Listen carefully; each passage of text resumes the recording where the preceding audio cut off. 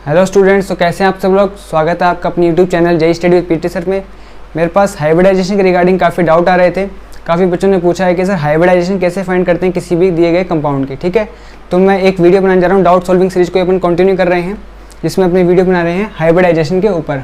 ठीक है, तो देखिए यहाँ पे मैंने आपको कुछ की पॉइंट्स लिखे गए हैं। देखो, हाइब्रिडाइजेशन को पढ़ने के तरीके दो हैं। एक तो अपन बिल्कुल बेसिक से चलें, कहाँ से आता है, डेरिवेशन वगैरह एकदम प्रॉपर तरीके से। एक वो तरीका है जहाँ से आपके सिर्फ क्वेश्चन फ्रेम हो जाए। ठीक है, जो पहला जो पार्ट है इसका, जहाँ पे ये समझाया जाता है कि किस प्रकार से हाइब्रिडाइजेशन होता है, किस प्रकार से जो ऑर्बिटल्स हैं वो इंटरमिक्स होते हैं, तो वो उनसे क्वेश्चन नहीं आते हैं। और जो क्वेश्चंस बनते हैं वहाँ से, वो मैंने आपको इस की पॉइंट्स में दिए हुए हैं। अगर आप इनको पढ़ लेते हो तो उस पार्ट को पढ़ने की आवश्यकता नहीं है। और इसके आगे जो मैं पढ़ाऊँगा उससे आप हर एक कंपाउंड का हाइब्रिडाइजेशन ईजिली फाइंड कर पाएंगे। ठीक है, तो अपन देखते हैं हाइब्रिडाइजेशन। की पॉइंट्स लिखे हैं मैंने इसमें कुछ। पहला की पॉइंट क्या है अपने पास, this is a hypothetical concept. अब देखो, कोई हाइब्रिडाइजेशन को किस तरीके से समझाता है, कोई किस तरीके से, तो आप उस पर ये क्लेम नहीं कर सकते कि उन सर ने ऐसा समझाया था, इन सर ने ऐसा समझाया नहीं, क्योंकि इसकी पहली लाइन क्या है कि it is a hypothetical concept. इसको किसी भी तरीके से समझाया जा सकता है, क्योंकि ये ऐसा साइंटिस्टों द्वारा माना गया है कि ऐसा हुआ होगा, बट पॉसिबल नहीं ऐसा हुआ होगा। ये तो हमने माना है ना कि अगर ऐसा हुआ होगा तो शायद ऐसा हुआ होगा। तो ये हाइपोथेटिकल कॉन्सेप्ट है। ठीक है, दूसरी की पॉइंट क्या है इसमें, देखो ये आपको एकदम लर्न होनी चाहिए। जो पहले पार्ट है उसमें इनकी एक्सप्लेनेशन आती है, बट वो इतने अपने काम की नहीं है। अगर आपको ये पॉइंट याद है तो आपके क्वेश्चन आसानी से फ्रेम हो जाएंगे, जो थ्योरेटिकल क्वेश्चन इस पर बनते हैं। ठीक है, देखिए ध्यान से। दूसरा की पॉइंट है valence orbitals of central metal atom are intermix and form hybridized orbitals. जो वैलेंस ऑर्बिटल्स होते हैं किसके, सेंट्रल मेटल एटम के। जैसे मैं मानता हूँ आर्गन। आर्गन क्या, जैसे अपन कोई भी ले लेते हैं, फॉस्फोरस ले लेते हैं, 15 नंबर पे आता है। इसकी जो कॉन्फ़िगरेशन होती है, एक तो नियॉन 3s2 3p3, तो इनको बोलते हैं valence orbitals. Outer most orbitals होते हैं, ये क्या करते हैं, जब इंटरमिक्स होते हैं तब क्या बनाते हैं, हाइब्रिडाइज्ड ऑर्बिटल्स बनाते हैं। फिर नेक्स्ट है नंबर ऑफ हाइब्रिडाइज्ड ऑर्बिटल्स कितने होते हैं, number is equal to orbitals take part in hybridization. जितने ऑर्बिटल्स हाइब्रिडाइजेशन में पार्ट करेंगे उतने ही क्या बनाएंगे, हाइब्रिड ऑर्बिटल्स बनाएंगे। Orbitals take part in hybridization have same और नियरली सेम एनर्जी। ओके, तो यानी कि जो भी हाइब्रिडाइजेशन में पार्ट ले रहे हैं उनकी एनर्जी या तो सेम होगी या फिर नियरली सेम होगी। लास्ट पॉइंट है अपने पास, hybridisation hybridised orbitals are directional in nature. जो भी ऑर्बिटल्स बन रहे हैं उनकी नेचर क्या होती है, डायरेक्शनल होती है। अब लास्ट जो पॉइंट है ये तो थ्योरेटिकल हो गया। अब जो क्वेश्चन बनेंगे आपसे वो यहाँ से बनेंगे। ठीक है, कि हाइब्रिडाइजेशन क्या होता है, number of lone pair plus sigma bond. इसको आपको याद रखना है, ये है मेन कॉन्सेप्ट हाइब्रिडाइजेशन का। ठीक है, हाइब्रिडाइजेशन क्या होता है, number of lone pair count plus sigma bond. इसका आपको मैं आगे बताता हूँ किस प्रकार से अपन इसको यूज करेंगे। ठीक है, ये आप नोट कर लीजिए एक बार, इसका स्क्रीनशॉट ले लीजिए, इसको आप कॉपी में भी नोट कर सकते हैं अपनी।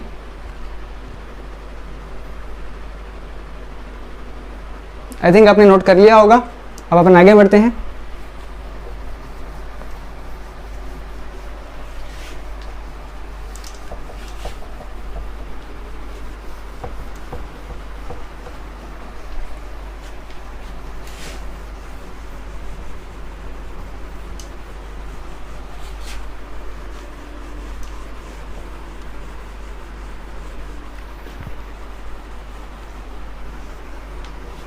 देखो, ये जो टॉपिक है ना, आपने कहीं भी पढ़ा हो, चाहे ऑफलाइन हो चाहे ऑनलाइन हो, मैं गारंटी दे सकता हूँ 90 से 95% कोचिंग्स में आप कैसे पढ़ाया गया होगा।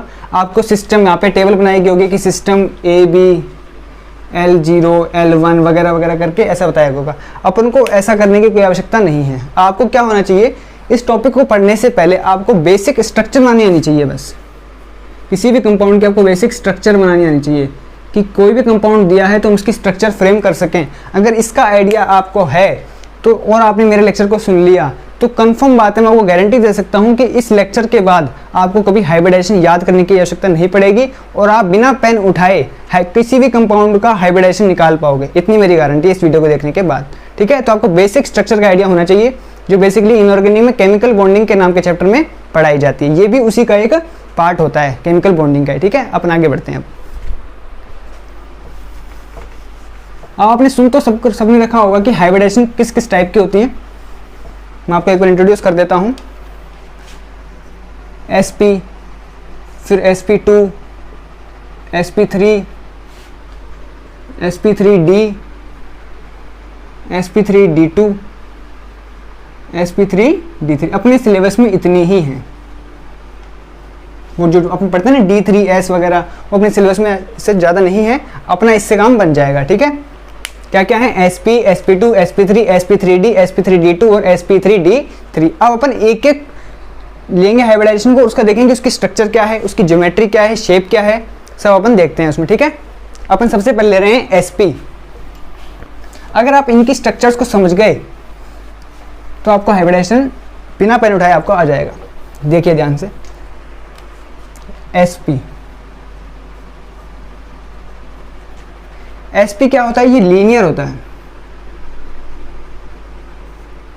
यानी कि एक ऑर्बिटल S का है, एक ऑर्बिटल P का है, तो क्या होती है? लीनियर शेप होती है। यानी कि जैसे अपन एग्जांपल लें BeCl2, ये लीनियर शेप है। देखो SP का मतलब लीनियर, ऐसे ऐसे आप मान सकते हो इसको।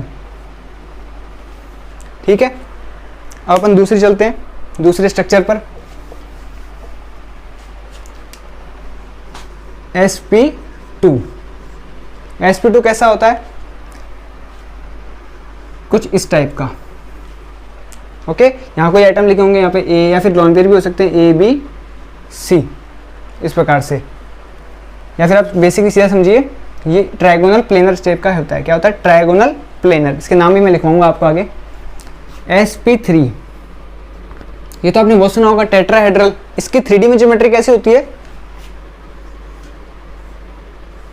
यानी कि एक बॉन्ड ऐसे रहता है, ऊपर एक बॉन्ड ऐसे रहता है, और 3 ऐसे ऐसे और ऐसे रहते हैं। ठीक है, आपने एकदम अगर 3D में बनाए तो एटम्स ऐसे रहते हैं, रेंज रहते हैं इसमें। ओके, और देखिए अपन आगे बढ़ते हैं। इसमें एंगल्स भी आपको पता होने चाहिए। एंगल इनके बीच क्या होता है? 180 डिग्री। ये भी आपको दिख रहा है एकदम सिमेट्री से 120 डिग्री होता है सबके बीच में। और यहाँ पर जो एंगल होता है वो होता है 109 डिग्री 5 मिनट। ठीक है, ये होगी टेट्राहेड्रल शेप अपनी। उसके बाद अपन पढ़ते हैं sp3d, जहां पर भी 5 आ रहे हैं। देखो जैसे 2 आए तो यहाँ पर एक एटम, यहाँ पर एक एटम, 2 बन गए। sp2 यानी कि एक ये रहा, 2 इसके रहे, 3, तो मैंने 3 लगाए। ओके, sp3 यानी कि 4 आएंगे, 3 इसका और एक इसका, 4, तो 1 2 3 4। sp2 में ट्राइगोनल प्लेनर, sp में लीनियर, sp3 में टेट्राहेड्रल। sp3d का मतलब होता है जब भी sp3d आएगी यानी कि 5 चीजें आएंगी आपके पास, आपको क्या सोचना है? ये चीज सोचनी है। अब ये कैसी है 3D में? देखो आप ये मान लीजिए, ये जो लाइन खींची है मैंने, ये लाइन खींची है, ये इसी प्लेन में है, ये बोर्ड के प्लेन में ही है। ये जो लाइन है ये भी बोर्ड के प्लेन में ही है। ये वाली इनटू द प्लेन है, और ये आउट ऑफ द प्लेन है, ऐसे मान सकते हैं। ठीक है, अगर अपन 3D में देखना चाहें तो ये ऐसे है, ये भी इस बोर्ड के प्लेन में ही है, ये आउटसाइड है और ये इनसाइड है। ठीक है, आपको समझ में आ रहा होगा। यानी कि एक ट्राइंगल बना हुआ है, एक ट्राइंगल बना हुआ है 3D में। आप पहले ट्राइंगल सोच लीजिए अपने मन में, और उसके बीच में एक एक्सिस निकाल दीजिए ऐसे। ठीक है, बीच में से ये इस प्रकार की स्ट्रक्चर होती है sp3d की। अगर आप इनको स्ट्रक्चर को एनालाइज कर रहे हो तो आपके लिए हाइब्रिडाइजेशन बहुत आसान हो जाएगा। फिर पढ़ते हैं अपन sp3d3, तो लास्ट है शायद sp, sp2, sp3, sp3d, sp3d2 आएगा। अब कितने हो गए? देखो 5 थे, यहाँ 5 बनाए, 1 2 3 4 5 6 के, ये कितने हो गए? 6 हो गए। 6 के लिए अपन ये वाली ज्योमेट्री फॉलो करते हैं। कैसी है ये? स्क्वायर सोच लीजिए अपने मन में। स्क्वायर देखिए, ऐसे देखिए, ये स्क्वायर सोच लिया। अब इसके बीचों बीच एक एक्सिस निकाल दीजिए आप। ठीक है, ये वाला, ये स्क्वायर सोच लिया हमने, और ये एक एक्सिस के बीचों बीच सेंटर से पास हो रही है ये। अगर अपन और देखें ध्यान से,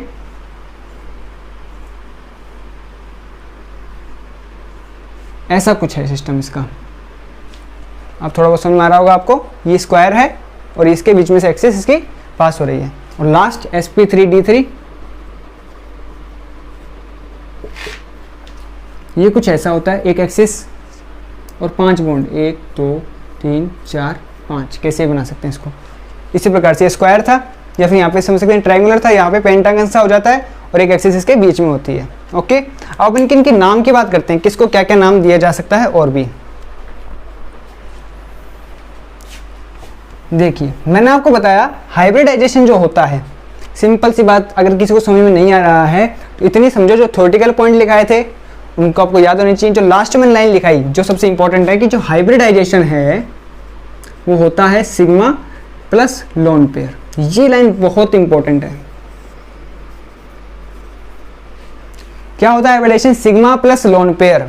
ठीक है, जैसे अपन एग्जांपल लेते हैं, मैंने आपका एग्जांपल लिया था BeCl2 का, या फिर SO3 का एग्जांपल लेते हैं अपन, SO3 का। मैंने आपको बताया कि स्ट्रक्चर का आइडिया आपको होना चाहिए। SO3 की स्ट्रक्चर देख लेते हैं।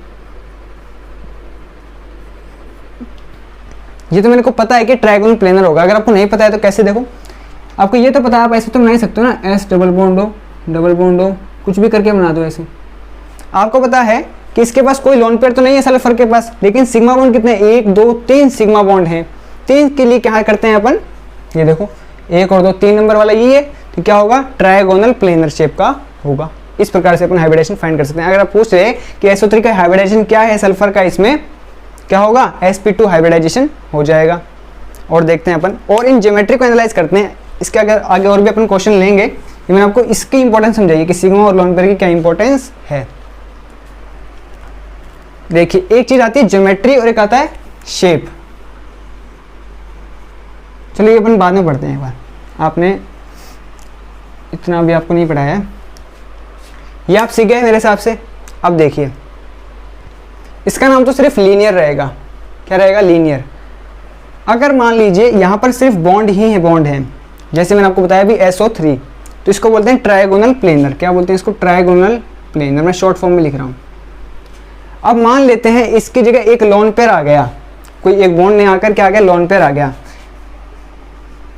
लोन पेयर ऐसे मान लेते हैं अपन, यहाँ पर एक लोन पेयर आ गया, तो लोन पेयर को शेप में काउंट नहीं करते। अब मैं बताता हूँ आपको, एक होता है ज्योमेट्री या फिर स्ट्रक्चर, इसको लोन पेयर, इसमें लोन पेयर काउंट करते हैं। और जो शेप होता है, शेप, इसमें लोन पेयर काउंट नहीं करते। ओके, तो ज्योमेट्री या स्ट्रक्चर पूछे तो लोन पेयर काउंट करने हैं, और शेप पूछे तो लोन पेयर काउंट नहीं करने। यहां पर तो काउंट करने हैं आपको, यहाँ पर काउंट करने, यहाँ पर काउंट नहीं करने। यहाँ पर कैसे काउंट नहीं करेंगे वो अपन देखते हैं। जैसे अगर ये 3 बॉन्ड थे, तीनों बॉन्ड थे, तो इसकी स्ट्रक्चर क्या थी, ट्रायगोनल प्लेनर। इसकी शेप भी क्या थी, ट्रायगोनल प्लेनर, क्योंकि शेप में लोन पेयर आई नहीं है अभी तक, तो शेप भी वही रहेगी और ज्योमेट्री या स्ट्रक्चर भी वही रहेगी। बट अगर मान लो यहाँ पर एक लोन पेयर आ जाता है और 2 बॉन्ड रहते हैं, अगर इसकी पूछे आपसे ज्योमेट्री या स्ट्रक्चर, तो लोन पेयर काउंट कर रहे हैं वैसा का वैसा ही। ओके, तो यहाँ पे क्या आएगी, अभी भी इसकी स्ट्रक्चर या जो ज्योमेट्री है वो क्या रहेगी, ट्रायगोनल प्लेनर ही रहेगी। बट अगर आपसे इसकी शेप पूछ ली जाए तो आपको लोन पेयर को हटा देना है। अब आपको सच्ची सच्ची बताना कैसा दिख रहा है ये आपको क्या दिख रहा है, बेंट शेप नहीं दिख रहा है, मुड़ा हुआ, ये इसकी शेप हो जाएगी। ओके, अगर मान लीजिए 2 लोन पेयर आ जाते, एक और लोन पेयर लगा देता हूँ, तो एक सिंगल डंडी बच गई, तो उसको बोल देते हैं लीनियर। तो इसमें इतने केस पॉसिबल थे, या तो अगर तीनों बॉन्ड हुए तो अपन ट्रायगोनल प्लेनर बोल देंगे, अगर एक लोन पेयर आया तो शेप क्या बोल जाएगी, बेंट शेप। ठीक है, और अगर 2 लोन पेयर आ गए तो उसको बोलेंगे लीनियर। अच्छा, अब हम बात करते हैं sp3 टेट्राहेड्रल की। अगर चारों बॉन्ड ही बॉन्ड हैं तो ज्योमेट्री, स्ट्रक्चर या फिर शेप एक ही बात होगी, उसको बोलेंगे अपन टेट्राहेड्रल। लेट अस सपोज यहाँ पर एक लोन पेयर आ जाता है, यहाँ पर एक लोन पेयर आ जाता है, तो इसकी स्ट्रक्चर बताओ कैसी होगी। इसको इमेजिन करके देखते हैं अपन।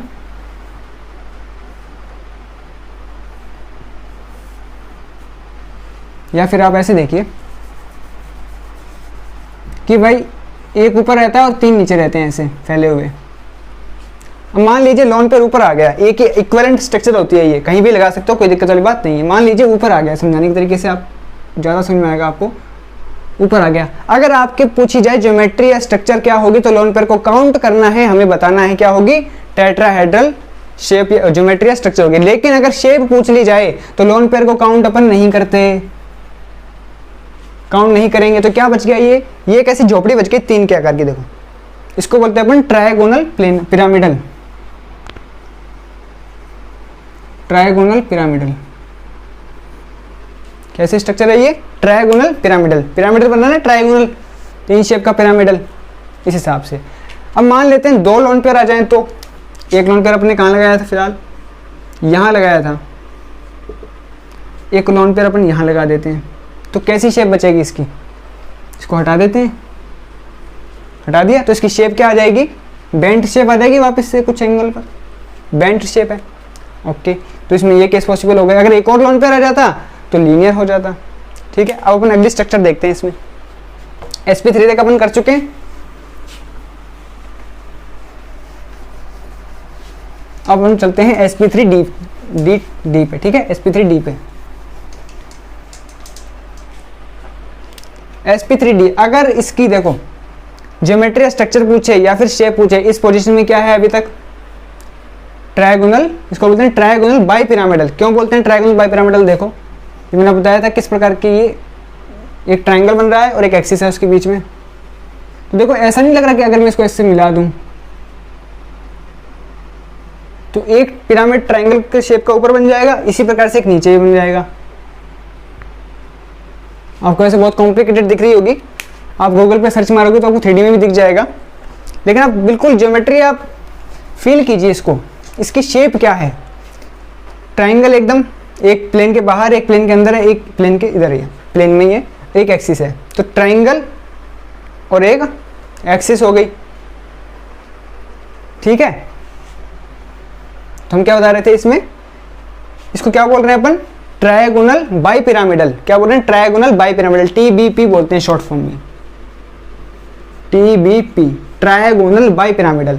जब पिरामिडल बना था उसकी टेट्राहेड्रल की शेप में कैसा बना था, देखो वहाँ क्या बन गया था, एक ये पिरामिडल बन गया था ना, देखो इसको मिलाओ इससे, पिरामिडल बन गया था ये ट्रायगोनल। लेकिन यहाँ पिरामिडल तो बन रहा है, लेकिन एक पिरामिडल ऊपर है एक पिरामिडल नीचे है, तो इसको बोलते हैं trigonal bi pyramidal shape. Okay, या ज्योमेट्री।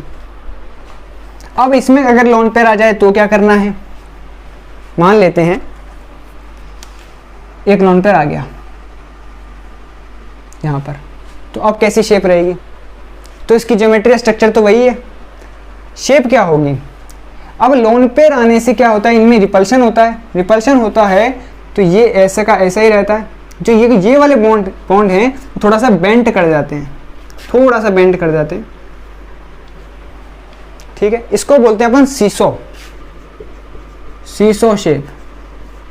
इसको कैसे अपन इमेजिन करें, आपने पार्क में गए होंगे, पार्क में झूला देखा होगा। ठीक है, यहाँ से फिक्स होता है और ऐसा कुछ होता है, और यहाँ पर एक बच्चा बैठता है, यहाँ पर एक बच्चा बैठता है। देखो यहाँ पर ऐसा मान लो, यहाँ पर ये फिक्स है और यहाँ पर एक बच्चा बैठा है, यहाँ पर एक बच्चा बैठा है। वो झूला देखा है ना ऊपर नीचे वाला, वैसी ही शेप है ये, तो इसको बोलते हैं सीसो शेप। अगर एक लोन पेयर आ जाता है तो मान लेते हैं 2 लोन पेयर आ गए, 2 लोन पेयर आ गए तो क्या करेंगे अपन, समझने के लिए अपन क्या करते हैं, इसको बॉन्ड बना लेते हैं वापस से और 2 लोन पेयर अपन यहाँ लगा देते हैं। तो क्या होगा, ऐसा का ऐसा, एक लोन पेयर अंदर की साइड, एक लोन पेयर बाहर की साइड, क्या बच गया ये वाला। फिर से देखो यहाँ रिपल्शन होगी, तो बॉन्ड पेयर लोन पेयर में, lone pair lone pair, lone pair bond pair में रिपल्शन होगा, तो ये थोड़ा बेंट कर जाएगा, तो कुछ ऐसा बन जाएगा। देखो थोड़ा सा बेंट करेगा तो कैसा दिख रहा है, अरे भाई टी कैसा होता है, टी एकदम स्ट्रेट ऐसा होता है ना, ये कैसे दिख रहा है, बेंट टी, बेंट हो गया थोड़ा सा, टी बेंट हो गया, इसको बोलते हैं bent T shape, bent T shape. देखो लिखवाने को मैं भी आपको एकदम अच्छे तरीके से लिखा सकता था कि एसपी लीनियर, फिर एक लोन पर आ जाए तो टेट्राहेड्रल में क्या हो जाएगा, इसमें क्या हो जाएगा, लेकिन आप उसको फील करोगे तो आपको याद रखने की आवश्यकता नहीं पड़ेगी। जैसे मैंने आपको फील कराया कि अगर 2 लोन पेयर आ जाते हैं तो अगर आपको शेप पूछी जाए तो आप इसको गायब कर दीजिए, और रिपल्शन होगा, थोड़ा बेंट हो जाएगा, तो बेंट टी आ गया। टी तो दिख रहा है, सीसो शेप देखिए, सीसो इससे याद रखिए आप, अगर एक लोन पेयर आता है थोड़ा बेंट होगा और ये शेप किसकी बच गई, सीसो की, झूले जैसी शेप बच गई। ठीक है, और कौन से केस हो सकते हैं इसमें, मान लेते हैं अपन 3 लोन पेयर आ जाए, 3 लोन पेयर आ जाए, मान लो यहाँ पर भी लोन पेयर आ गया, यहाँ पर भी और यहाँ पर भी, तो एक एक्सिस बच गई सिर्फ, क्या होगी, लीनियर हो गई। एक और आ जाएगा तब भी क्या रहेगी, ये लीनियर ही रहेगी। ये डिस्कस हो गई sp3d। अब हम चलते हैं अपन sp3d2 पर। अगर आप ये समझ गए, पूरा फिल कर गए, तो बिल्कुल आपको एक अक्षर लिखने की जरूरत नहीं है हाइब्रिडाइजेशन, एक अक्षर भी लिखने की आवश्यकता नहीं पड़ेगी।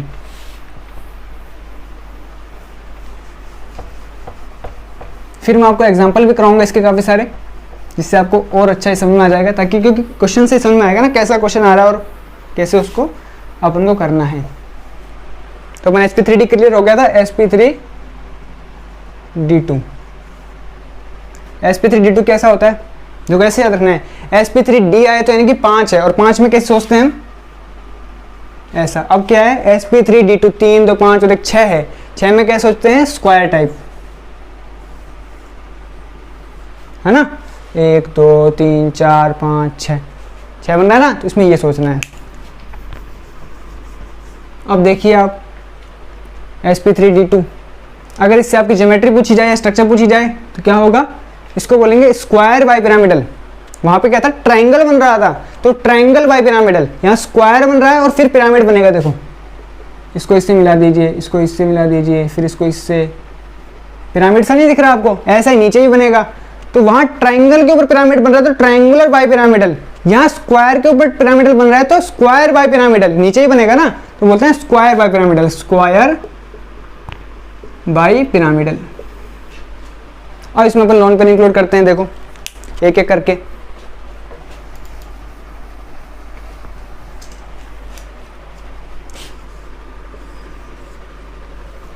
मैंने क्या किया, लोन पेयर इंक्लूड कर दिया यहां पर।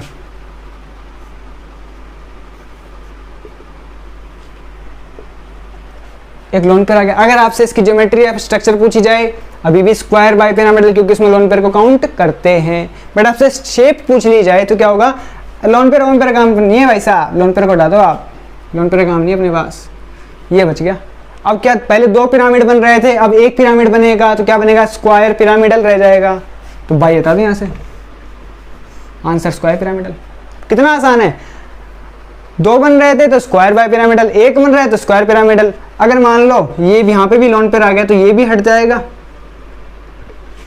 अब क्या बचेगा, पिरामिडल बन रहा है क्या, नहीं बन रहा, क्या बन रहा है, स्क्वायर, तो क्या बोलते हैं इसको अपन, स्क्वायर प्लेनर। आप खुद बताइए मुझे, रटने की आवश्यकता है या नहीं है, बिल्कुल रटने की आवश्यकता नहीं है इसमें।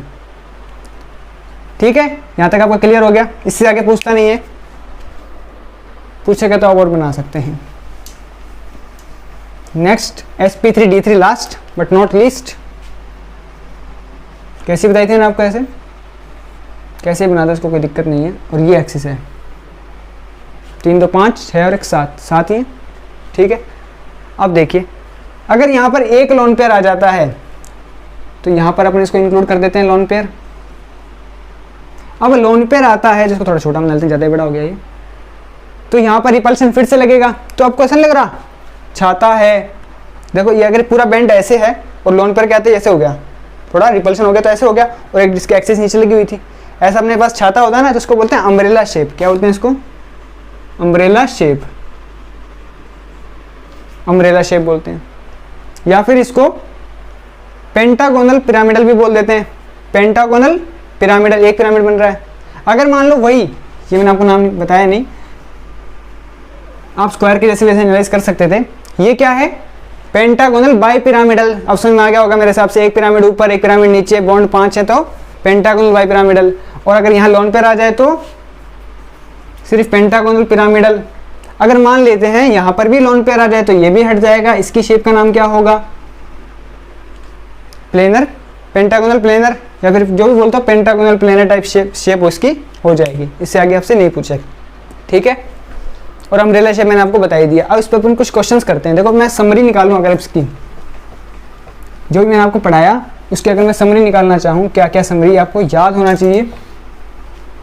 देखिए एक तो जो मैंने आपको शुरू में की पॉइंट्स बताए वो पता होना चाहिए ताकि आपके थ्योरेटिकल क्वेश्चंस हो सके। फिर आपको बताया हाइब्रिडाइजेशन, उसका यूज मैं आगे करूंगा। अभी जो लास्ट पॉइंट लिखा था मैंने, hybridization is equal to number of lone pair count plus sigma bond, उसका यूज अपन करेंगे अभी।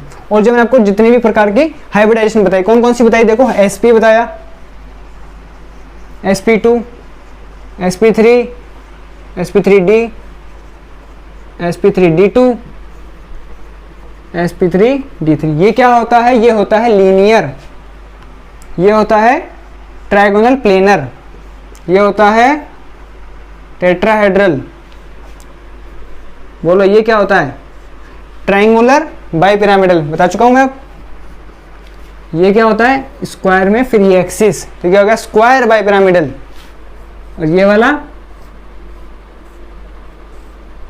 और ये एक्सिस, ये फिर इस बॉन्ड को थोड़ा इधर कर देते हैं अपन, थोड़ा उल्टा ही बन गया ये। पहले अपन एक्सिस बना देते हैं और फिर इसको अपन ऐसे ड्रॉ कर देते हैं। ये क्या हो गया? Pentagonal bipyramidal. क्या यहाँ पर और लोन पर इंट्रोड्यूस कर सकते हैं? नहीं कर सकते। हम करेंगे भी तो लीनियर ही रहेगा, ठीक है?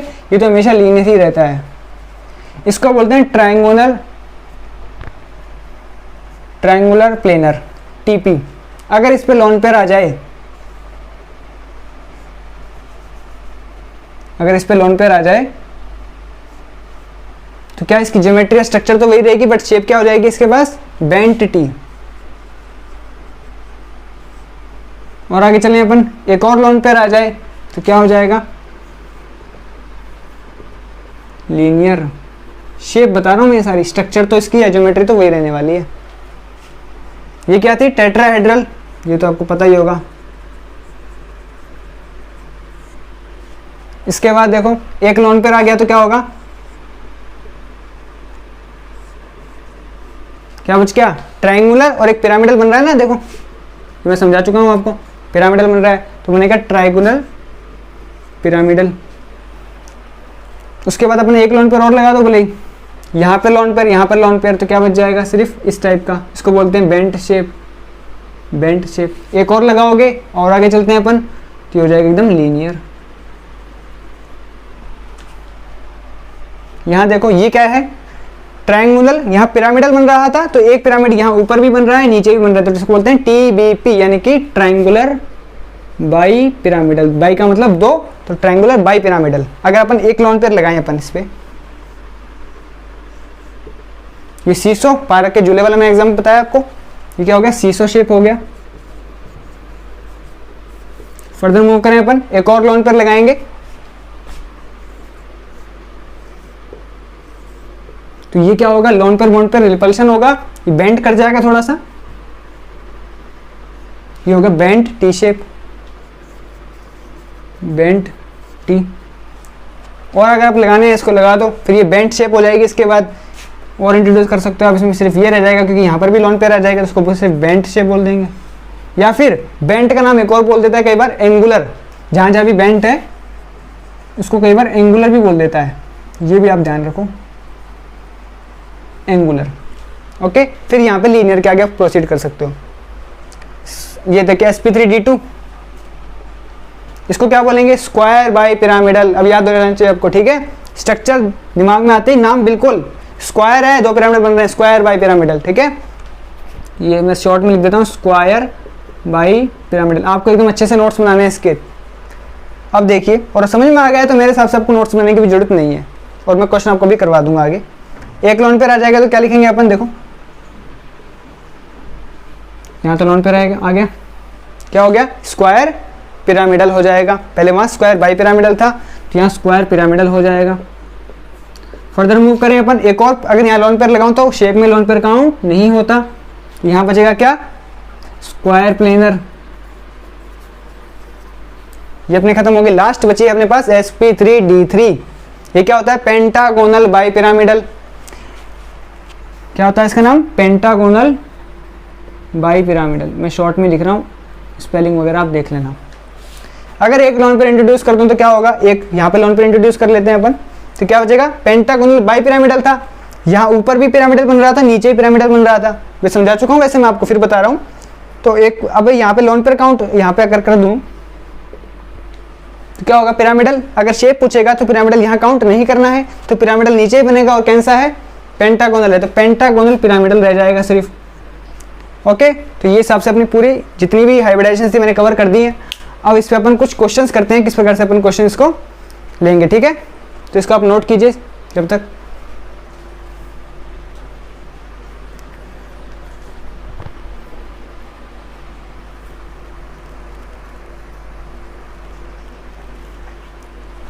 आई थिंक आपने नोट कर लिया होगा, मैं रफ कर देता हूँ। और अगर आपको और टाइम भी चाहिए तो आप वीडियो को पॉज भी कर सकते हैं, आपके पास तो फैसिलिटी है। अब अपन क्वेश्चंस लेंगे इस पे कि किस किस प्रकार से क्वेश्चन इस पे फ्रेम होते हैं। सिंपल सा है, आप क्या देगा, फॉर्मूला दे देगा या फिर स्ट्रक्चर दे देगा, आपसे पूछेगा what is the hybridization of the compound, ये इस पे क्वेश्चन बनते हैं। अब जो मैंने आपको बताया कि हाइब्रिडाइजेशन कैसे निकालनी है, ये तो मैंने आपको बता दिया पूरी फील लेके। बस अगर आप ये समझ गए और आपको बेसिक आइडिया है कि how to form structure of any compound, जो कि अपन केमिकल बॉन्डिंग में पढ़ते हैं, तो आपका हाइब्रिडाइजेशन एकदम क्लियर हो जाएगा। आज इस वीडियो के बाद आपको हाइब्रिडाइजेशन का एक भी क्वेश्चन अटकेगा नहीं। तो अपन क्वेश्चन करते हैं। देखिए क्वेश्चन मैं लाया हूँ आपके लिए काफ़ी सारे। यहाँ पे आप लिखिए exercise example CO3-2 H2O PO4-3 और अपन ले सकते हैं, और मैं देख लेता हूँ CH4 SO4-2। एक बार इतनी कीजिए आप। अब देखिए कैसे करना है, मैंने पहले 5 बेसिक एग्जांपल ले लिए आपके आगे, तो कैसे क्वेश्चन को करना है आप अभी मत करिए, मैं बताता हूँ आपको कैसे करना है 5 क्वेश्चन करके। मैंने आपको बताया बेसिक आइडिया होना चाहिए कि कैसे स्ट्रक्चर बनता है। जैसे कार्बन, इसकी स्ट्रक्चर ऐसी होती है कुछ, ओके, CO3-2। आपसे पूछा जाए इसका हाइब्रिडाइजेशन क्या होगा, तो मैंने क्या बताया था, हाइब्रिडाइजेशन क्या होता है, हाइब्रिडाइजेशन होता है sigma plus lone pair count. इसमें कितने सिग्मा बॉन्ड हैं, देखो 1 sigma bond, 2 sigma bond, 3 sigma bond. कितने सिग्मा बॉन्ड है, 3। तो 3 वाला क्या था, यहाँ साइड में लिख देता हूँ, sp sp2 sp3 sp3d sp3d2 sp3d3। 3 number कौन सा है, देखो 2 और 1, 3 है इसमें, तो क्या हो गया, ये sp2 होता है। अगर आपसे इसकी ज्योमेट्री या स्ट्रक्चर पूछ ली या फिर इसमें आपके शेप भी पूछ ले, तो कोई लोन पेयर नहीं है, तो क्या बोलेंगे अपन, sp2 क्या होता है, sp2 दिमाग में 3 का मतलब ये चीज ट्रायगोनल प्लेनर होती है। इसकी शेप, ज्योमेट्री, स्ट्रक्चर कुछ भी बोल दो, क्योंकि इसमें लोन पेयर नहीं आ रहे हैं। अगर मैं इसकी ढंग से स्ट्रक्चर बनाना चाहूँ एकदम प्रॉपर वे में, तो ऐसे ना बनकर कैसे होती है, इस प्रकार से C double bond O minus O minus, देखो 120 डिग्री एंगल, बिल्कुल प्लेनर ज्योमेट्री स्ट्रक्चर है ये। H2O की स्ट्रक्चर सबको पता होगी, ये नहीं पता तो मतलब फिर क्या पढ़ रहे हो आप। 2 लोन पेयर होते हैं इसमें, हमसे पूछा जा रहा है इसकी हाइब्रिडाइजेशन क्या होगी। हाइब्रिडाइजेशन होती है number of sigma bond plus lone pair. कितने सिग्मा बॉन्ड हैं, 2 सिग्मा बॉन्ड हैं, प्लस लोन पेयर कितने हैं, 2, क्या हो गया 4 का मतलब sp3। ये समझ में आ रहा है 4 का मतलब sp3 कैसा हो रहा है। देखो एक s है एक p है, तो 2, या मैं बराबर लिख दूँ 2, 1 s 2 p, 3 4 5 6 7। आपसे पूछ ले कि इसकी, मान लो आपसे पूछा, हाँ यहाँ देखो, यहाँ समझ में आएगा आपको, इसकी ज्योमेट्री या स्ट्रक्चर क्या होगी, बताइए। sp3 में ज्योमेट्री या स्ट्रक्चर क्या होती है, टेट्राहेड्रल होती है। क्या होती है, टेट्राहेड्रल। बट अगर आपसे पूछ ले इसकी शेप क्या होगी, तो क्या करेंगे, शेप में लोन पेयर काउंट नहीं होते हैं, जिसको अपन हटा देंगे, भाड़ में जाए लोन पेयर। कैसा दिख रहा है आप बता दीजिए, बेंट नहीं दिख रहा क्या, बेंट या फिर एंगुलर, तो शेप हो गई बेंट या फिर एंगुलर बोल दे। Okay, next example PO4-3। ये एग्जांपल आप नोट कर लीजिएगा, इंपॉर्टेंट एग्जांपल है, कोई सा भी आपका एग्जाम में आ सकता है।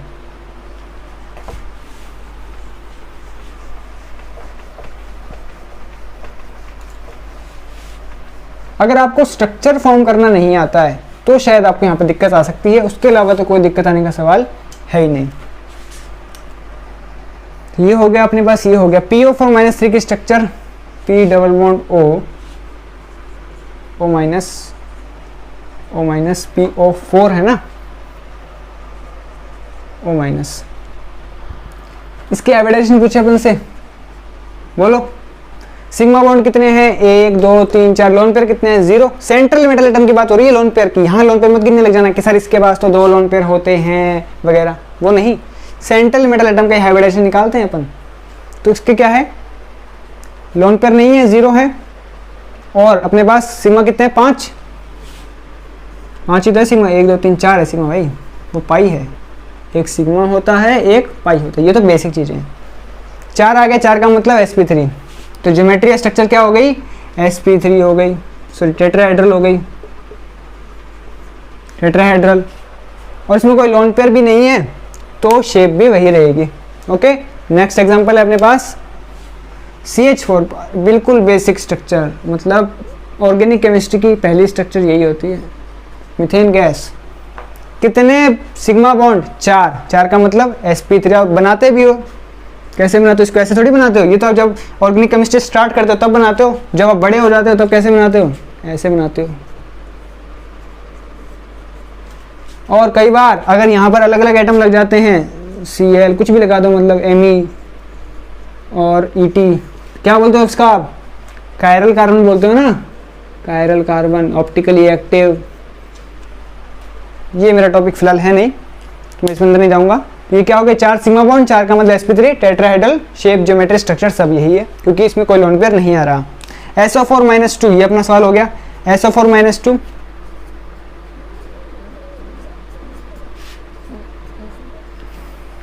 ये हो गई स्ट्रक्चर इसकी। कितने सिग्मा बॉन्ड है, 1 2 3 4 सिग्मा बॉन्ड, लोन पेयर कोई है भी नहीं, 4 का मतलब sp3 वही आ गया। ढंग से शो करना चाहें तो कैसे बनाएंगे इसको अपन, टेट्राहेड्रल शेप में, S double bond O double bond O, O minus O minus, बताइए क्लियर है। ये भी हो गया अपने पास, क्या होगी ज्योमेट्री स्ट्रक्चर शेप, कुछ ही बोल दो, टेट्राहेड्रल।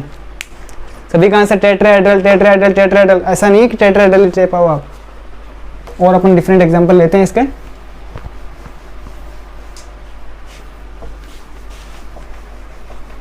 अगर आपको स्ट्रक्चर फॉर्म करनी नहीं आती तो दिक्कत होगी आपको यहाँ पर। बाकी जो मैंने समझाया आपको उस हिसाब से नामों में आपको रटने की आवश्यकता नहीं है कि कौन ट्रायंगल पिरामिडल होगा, कौन ट्रायंगल बाई पिरामिडल होगा, कौन बेंट होगा, कौन एंगुलर होगा, कौन टी शेप होगा, कोई बेंट टी शेप होगा, कौन टी तो कुछ भी नहीं होता वैसे, और कोई अम्ब्रेला होगा, वो सब आपको क्लियर होना चाहिए। और एग्जांपल लेते हैं अपन इसमें, जैसे CCl4 NH4 plus SO3 SO2 SO3 SO2 CO2, देखो सिमिलर गैस, ClO4 माइनस। और एग्जांपल लेते हैं अपन XCO4 XCO3, देखो ये तो बहुत ही इंपॉर्टेंट है, NCERT में भी दे रखा है इसको, तो बहुत ही ज़्यादा। NCERT के गत्ते पे जाके देखोगे, NCERT आप उठाना 12th की शायद, हाँ, तो आप जब NCERT इतनी इंपॉर्टेंट, उसका पेज लाइन बहुत ज़्यादा इंपॉर्टेंट है। आप उसका जो कवर पेज है ना पहला उसके आसपास देखना कुछ स्ट्रक्चर फॉर्म कर रखी है, जिसमें आपको XCO4 XCF2O2 इसके स्ट्रक्चर मिल जाएंगी। और आप देखोगे आपके एग्जामिनेशन में भी वही प्रॉब्लम्स कई बार आए हुए हैं, समझ रहे हो आप। तो जो भी इंपॉर्टेंट, उसका गत्ते से भी क्वेश्चन आता है कई बार, गत्ते से भी, ठीक है। तो वो बहुत इंपॉर्टेंट चीज़ दे रखी है, उसमें एक एक लाइन आपको क्लियर होना चाहिए उसका। आप उठा के देख लेना भले, आपको XCO4 XCF2 की स्ट्रक्चर आपको मिल जाएंगी। इतने क्वेश्चन करते हैं फिलहाल अपन। ये गलत नंबर ले लिया मैंने, 1 2 3 4 5 6 7, ठीक है। CCl4 के स्ट्रक्चर, सिंपल सी स्ट्रक्चर है ये, तो देखते पता लग गया क्या हो गया। 4 sigma bond, hybridization sp3, clear. NH4 plus,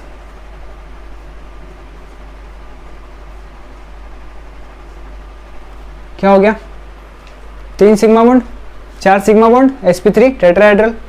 देखो आप कहोगे कि सर जो नाइट्रोजन है उसके पास तो लोन पेयर होता है एक, और वो 3 वैलेंस शेल में इलेक्ट्रॉन होते हैं, तो लोन पेयर तो इसके पास होता है। हाँ होता है, लेकिन जब ये स्ट्रक्चर बना रहा है ना NH4, देखो अगर NH3 है तो NH3 की स्ट्रक्चर ये होती है, NH3, अमोनिया बोलते हैं अपन इसको, और एक इसके पास लोन पेयर होता है, समझो ध्यान से। अब इसकी हाइब्रिडाइजेशन कोई पूछ ले तो क्या होगी, एक लोन पेयर 3 सिग्मा बॉन्ड, तो 4 का मतलब sp3 हाइब्रिडाइजेशन है। अच्छा, इसकी ज्योमेट्री या स्ट्रक्चर पूछ ली जाए तो टेट्राहेड्रल होगी। अगर इसकी शेप पूछ ली जाए तो बताइए, शेप में लोन पेयर काउंट, हार्ड में जाए लोन पेयर, क्या बच गया, अरे यार अब तो 10 बार बता दिया मैंने, ऐसे नहीं चलेगा, ट्रायगोनल पिरामिडल। ओके क्लियर है। लेकिन जब अमोनिया है ना, अमोनिया है, इसके पास लोन पेयर है, ये H प्लस बुकानंगा आया, ये कहता मेरे पास कुछ नहीं है, कहता मेरे पास एक इलेक्ट्रॉन पड़ा है, 2 इलेक्ट्रॉन से एक बॉन्ड बनता है, ये कहता मेरे पास तो कुछ भी नहीं है, तेरे को बनाना तो बना ले। ठीक है भाई, मेरे पास 2 पड़े हैं, दान दे देते हैं इसको, ये अपनी दान दे देता है, दोनों के दोनों इलेक्ट्रॉन इसी में इसी के होते हैं, जिसको अपन कोऑर्डिनेट बॉन्ड से शो कर देते हैं, या फिर कई बार इसको प्लस माइनस से भी शो कर देते हैं, अगर आपको यहाँ पे सिग्मा बॉन्ड ही दिखाना है तो प्लस माइनस। तो सिग्मा बॉन्ड 4 sp3 टेट्राहेड्रल, कोई दिक्कत नहीं है।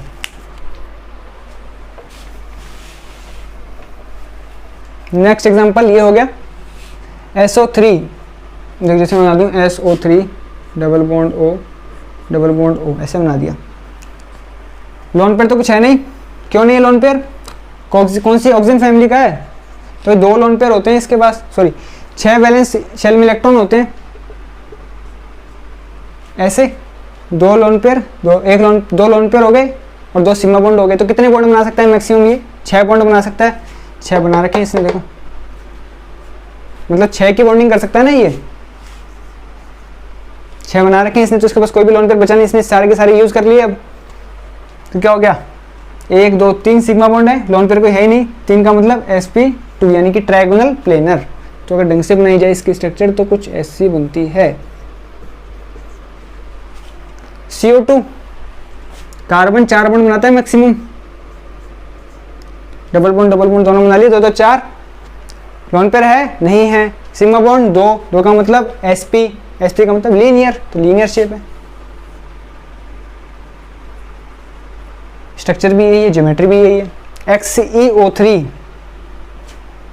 XeO3 double bond O double bond O double bond O और एक लोन पेयर, वैलेंस शेल में 8 इलेक्ट्रॉन होते हैं, 1 2 3 4 5 6 7 8 हो गए पूरे, ठीक है। तो एक लोन पेयर है और 1 2 3 sigma bond, 3 sigma 1 lone pair, 4 का मतलब sp3 बनानी चाहिए। तो कैसे बनानी चाहिए अपन को, ये कुछ ऐसी बनानी चाहिए, करेक्ट रिप्रेजेंटेशन तो यही है इसका। ये तो अमोनिया वाला केस हो गया कि नहीं हो गया, अमोनिया में क्या था, ऐसा ही था, अमोनिया ऐसा था और अमोनिया माइन ऐसा था, ठीक है। क्या बोले अपन यहाँ पर, sp3 टेट्राहेड्रल हो गया, और शेप क्या होगी, ये तो होगी ज्योमेट्री या स्ट्रक्चर, शेप क्या पूछेगी, trigonal pyramidal. Clear. Next example, एक एग्जांपल अपन मिस कर दिए यहाँ पे, ClO4 माइनस का देखते हैं अपन, ClO4 माइनस,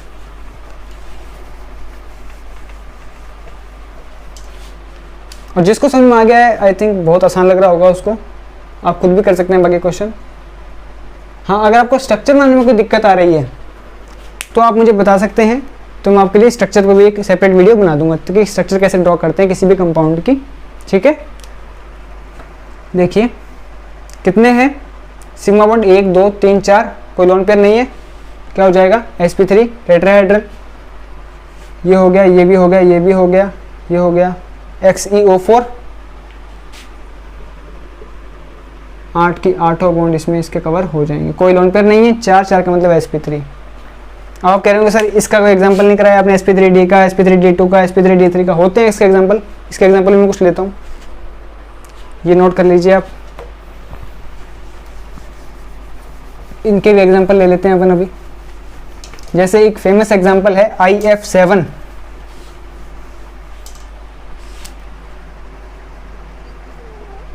जैसे अपन पहला एग्जांपल लेते हैं IF7, हेलोजन है, IF7 है क्या, हाँ IF7 ठीक है, हेलोजन है तो 7 बॉन्ड बना सकता है, कितने हो गए 1 2 3 4 5 6 7 हो गए। कितने sigma bond, lone pair 0, sigma bond कितने हो गए 7, 7 का मतलब sp3d3। हाइब्रिडाइजेशन क्या आ गई इसकी, sp3d3। अगर इसकी शेप ज्योमेट्री स्ट्रक्चर पूछे तो क्या होगा, ट्रायगोनल सॉरी पेंटागोनल बाइपिरामिडल। इसकी स्ट्रक्चर ऐसी बनेगी नहीं, बना बताना कहीं पे कैसी बनाएगी, ढंग से बनाए तो आयोडीन एक F ऊपर एक F नीचे, ये बॉन्ड कुछ ज़्यादा लंबा हो गया,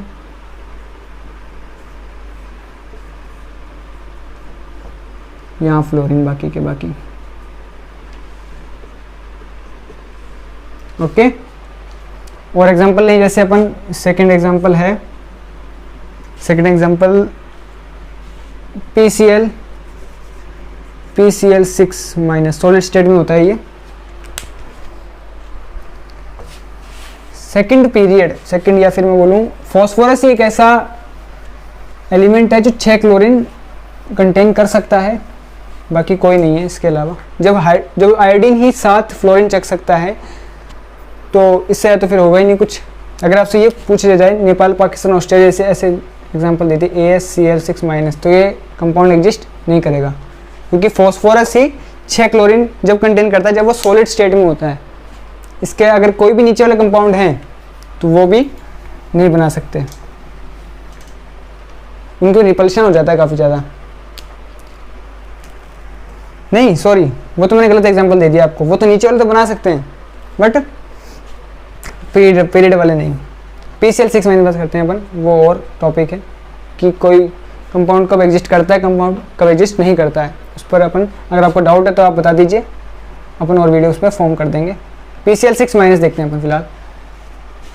PCl6- कितने हो गए, 3 2 5 6, सही है। माइनस चार्ज क्यों आ रहा है पता है आपको, यहाँ पे पता है क्या, अब ये तो पढ़ा ही होगा, नेपाल पाकिस्तान ऑस्ट्रेलिया सब विकारी, ठीक है। तो ये वाले 5 देखो, इसके पास एक लोन पेयर होता है और 3 बॉन्ड ये वैसे बना सकता है वैलेंस शेल से। तो इसने कितने बॉन्ड बना रखे हैं, यहाँ पे 6 बॉन्ड बना रखे हैं, 6 बॉन्ड बना रखे हैं ना। तो इसमें कैसे होगा देखो, PCl6- में कितने सिग्मा बॉन्ड है, 1 2 3 4 5 6, 6 सिग्मा बॉन्ड, कोई लोन पेयर नहीं है। 6 का मतलब sp3d2, तो इसकी हाइब्रिडाइजेशन क्या आ गई, हाइब्रिडाइजेशन आ गई sp3d2। sp3d2 का मतलब 3 2 5 6 चीज़ें हैं, 6 चीज़ का मतलब का एक स्क्वायर होता है, 4 तो यहाँ कवर हो गए और एक एक्सिस होती है यहाँ कवर हो गई। तो कैसे फॉर्म करेंगे अपन, यहाँ तो फॉस्फोरस बैठा है, यहाँ भी Cl बैठा है, यहाँ भी Cl बैठा है, Cl Cl Cl and Cl। यहाँ पर इसने लोन पे डोनेट किया है ना, इसलिए इस पे माइनस आ रहा है, इस पे माइनस आ रहा है Cl पे, ठीक है। PCl6-। और अपन देखते हैं और कोई एग्जांपल देखें। sp3 ये बता दिया मैंने सारे एग्जांपल। एक अपन sp3d3 का एग्जांपल ले लेते हैं, मिलता है तो अपन को, वरना अब आप कोई भी क्वेश्चन करोगे तो हाइब्रिडाइजेशन का आपका क्वेश्चन अब बन जाएगा।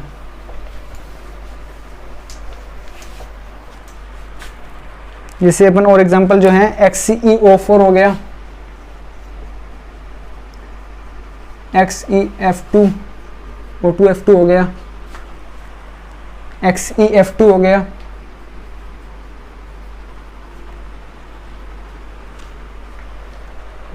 और क्या है देखते हैं अपन,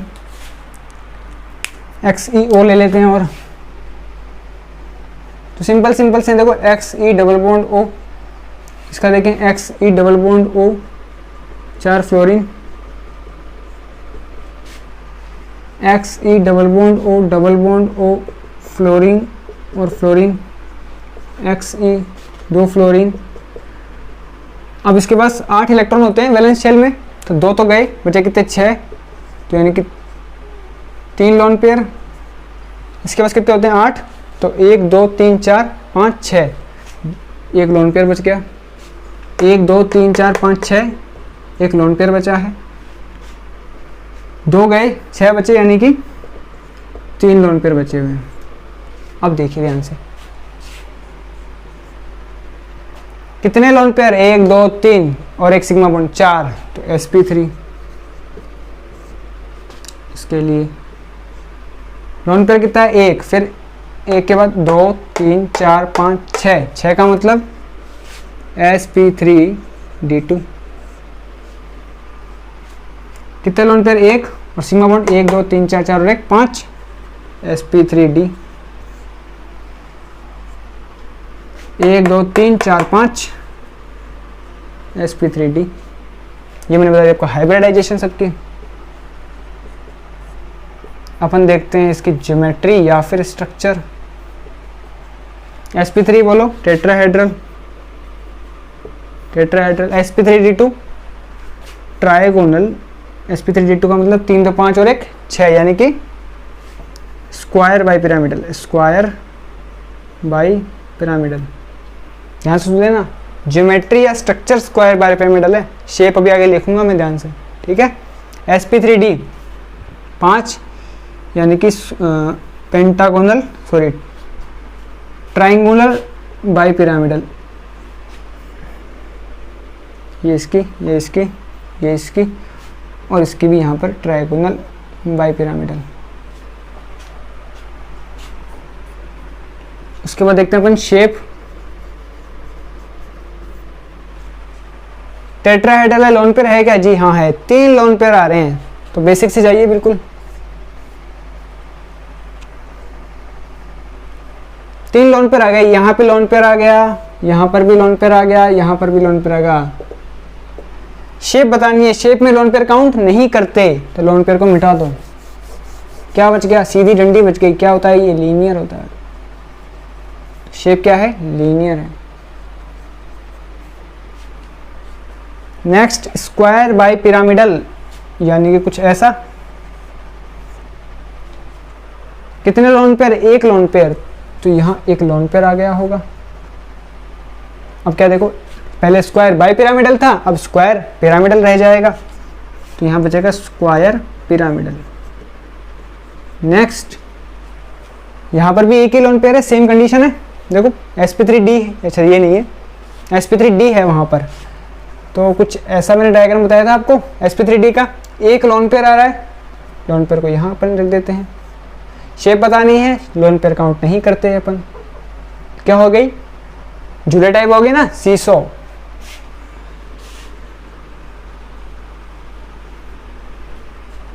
और sp3d में 2-3 लोन पेयर हैं, इसी शेप में 3 लोन पेयर है, यानी कि यहाँ लोन पेयर, यहाँ भी लोन पेयर, यहाँ भी लोन पेयर। तो यहाँ पॉइंट बचे हैं, तो लोन पेयर हटा दो। शेप के लिए क्या बचेगी, एक्सिस बचेगी सिर्फ, जो कि होगी लीनियर। देखो आपने देखा होगा कि मैं जो भी लोन पेयर लगा रहा हूँ वो इक्वेटोरियल पोजीशन पे लगा रहा हूँ। मैंने लोन पेयर यहाँ नहीं लगाया इसके, मैं यहाँ भी लगा सकता था लोन पेयर, मैंने यहाँ नहीं लगाया। यहाँ क्यों नहीं लगाया, क्योंकि according to bent rule, bent rule क्या कहता है, अगर आपको ऐसा क्वेश्चन मिल जाए कि इनमें से कौन सी जो अपने स्ट्रक्चर दी है सबसे ज़्यादा सही है, तो बेंट रूल के अकॉर्डिंग देखते हैं अपन। ये समझ में आ गया होगा, हाइब्रिडाइजेशन अपना खत्म होता है। थोड़ा कुछ और ऐड कौन कर रहा हूँ यहाँ पे एड ऑन में, बेंट रूल के बारे में कि बेंट रूल क्या होता है।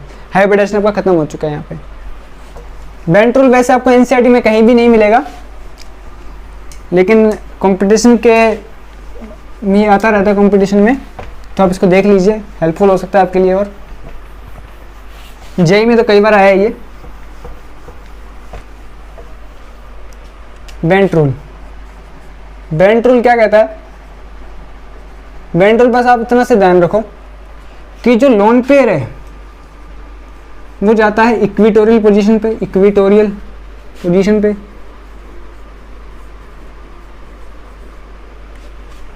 और जो हाई इलेक्ट्रोनेगेटिव एटम है, हाई इलेक्ट्रोनेगेटिव एटम, ये जाता है एक्सियल पोजीशन पे। और कुछ बात ध्यान रखो, पहला पॉइंट इसके रिगार्डिंग, दूसरा पॉइंट हाई इलेक्ट्रोनेगेटिव जाएगा एक्सियल पोजीशन पर। थर्ड पॉइंट कि जो एक्सियल बॉन्ड होते हैं, एक्सियल बॉन्ड, अब बताता हूँ एक्सियल बॉन्ड क्या होते हैं। जैसे ये स्ट्रक्चर देखी ना अपन ने, जैसे मैं PCl5 की स्ट्रक्चर बना रहा हूँ, PCl5 की, या फिर PCl3F2। अब देखो आपसे क्वेश्चन क्या पूछेगा, आपसे क्या कहेगा कि मान लो मैंने यहाँ लगा दिया फ्लोरीन, पहले अपन दूसरा इसका सिंपल समझ लेते हैं। हाँ, मैंने ये देखो, ये जो पोजीशन होती है ना, ये वाली 120 एंगल पे जो हैं, इनको बोलते हैं इक्वेटोरियल पोजीशंस, और इनको जो ये एक्सिस वाली है इनको बोलते हैं एक्सियल पोजीशन। ओके, आपसे ये कहा कि ये स्ट्रक्चर सही है या सही नहीं है। एक तो ये स्ट्रक्चर दे दी और आपको एक स्ट्रक्चर ये वाली दे दी।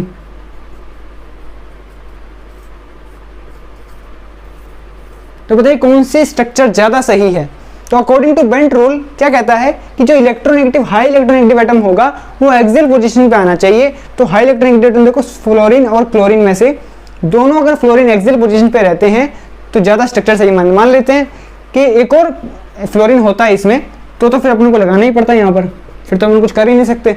लेकिन जहाँ तक पॉसिबल हो कि हाईएस्ट इलेक्ट्रोनेगेटिव एटम को एक्सियल पोजीशन पे ही रखना होता है।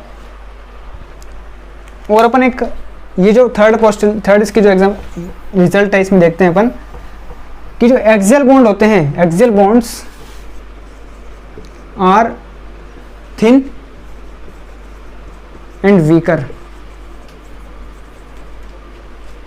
यानी कि जो एक्सियल बॉन्ड है ना, जैसे मैं मानता हूं ये वाला PCl5, इसको आप हीट करते हैं, इसको आपने हीट किया, तो ये जो एक्सियल बॉन्ड होते हैं ये क्या होते हैं, लंबे होते हैं as compared to equatorial bond, यानी कि इनकी लेंथ ज़्यादा होती है इक्वेटोरियल बॉन्ड से, और ये वीक होते हैं। यानी कि अगर किसी बॉन्ड को पांचों में से टूटना है तो इक्वेटोरियल के बजाय पहले ये वाला बॉन्ड टूटता है। कौन से, एक्सियल वाले। तो मैंने हीट किया तो बॉन्ड ब्रेक होंगे। अब तो कौन कौन से बॉन्ड ब्रेक होते हैं इसमें, एक तो ये एक्सियल वाला और ये एक्सियल वाला। ओके, तो यहाँ से क्या होता है, PCl3 plus Cl2 gas release हो जाती है। ये कुछ बेंट रूल के बारे में बता दिया आपको मैंने, ये एडिशन था इसमें कुछ। तो आई होप आपको समझ में आ गया होगा। मैंने पूरा एकदम कोशिश किया कि आपको ढंग से समझाया जाए। अगर फिर भी आपको कोई डाउट है तो आप कमेंट बॉक्स में बता सकते हैं मेरे को।